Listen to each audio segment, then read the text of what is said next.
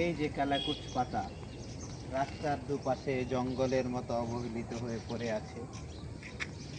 এই পাতার যে কত গুণাগুণ, এই গুণাগুণ সম্পর্কে যদি আমরা জানতাম, তাহলে এই পাতাকে যদি বলা হয় পৃথিবীর শ্রেষ্ঠ একটি সবজি, তাহলে কিন্তু ভুল হবে না।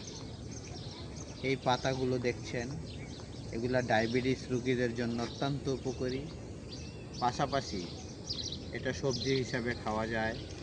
আপনার পেটে যদি হজমের সমস্যা থাকে, তাহলে এই পাতা আপনি খেতে পারেন।